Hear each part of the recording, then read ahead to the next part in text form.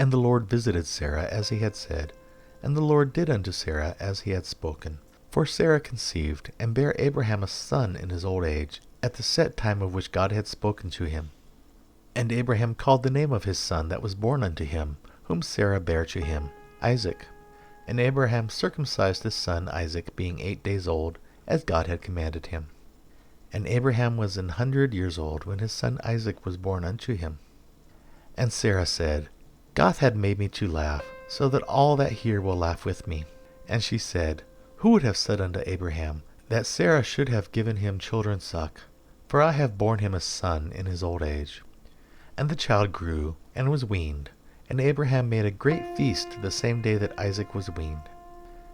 And Sarah saw the son of Hagar the Egyptian, which she had borne unto Abraham, mocking.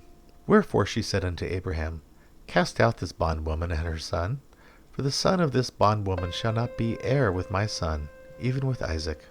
And the thing was very grievous in Abraham's sight, because of his son. And God said unto Abraham, Let it not be grievous in thy sight because of the lad, and because of thy bondwoman. And all that Sarah hath said unto thee, hearken unto her voice, for in Isaac shall thy seed be called. And also the son of the bondwoman will I make a nation, because he is thy seed. And Abraham rose up early in the morning, and took bread, and a bottle of water, and gave it unto Hagar, putting it on her shoulder, and the child, and sent her away. And she departed, and wandered in the wilderness of Beersheba. And the water was spent in the bottle, and she cast the child under one of the shrubs. And she went, and sat her down over against him a good way off, as it were a bowshot. For she said, Let me not see the death of the child. And she sat over against him, and lifted up her voice, and wept. And God heard the voice of the lad, and the angel of God called to Hagar out of heaven, and said unto her, What aileth thee, Hagar?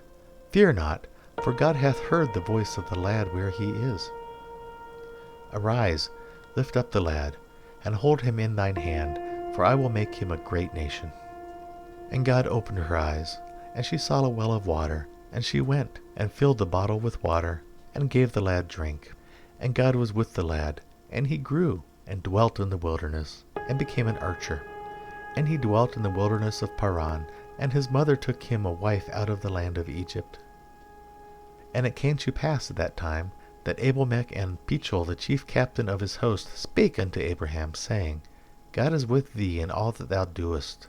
Now therefore swear unto me here by God that thou wilt not deal falsely with me, nor with my son, nor with my son's son, but according to the kindness that I have done unto thee, thou shalt do unto me, and to the land wherein thou hast sojourned. And Abraham said, I will swear. And Abraham reproved Abimelech because of a well of water, which Abimelech's servants had violently taken away. And Abimelech said, I wot not who hath done this thing, neither didst thou tell me, neither yet heard I of it, but today. And Abraham took sheep and oxen, and gave them unto Abimelech, and both of them made a covenant. And Abraham set 7 ewe lambs of the flock by themselves. And Abimelech said unto Abraham, What mean these 7 ewe lambs which thou hast set by themselves? And he said, For these 7 ewe lambs shalt thou take of my hand, that they may be a witness unto me, that I have digged this well.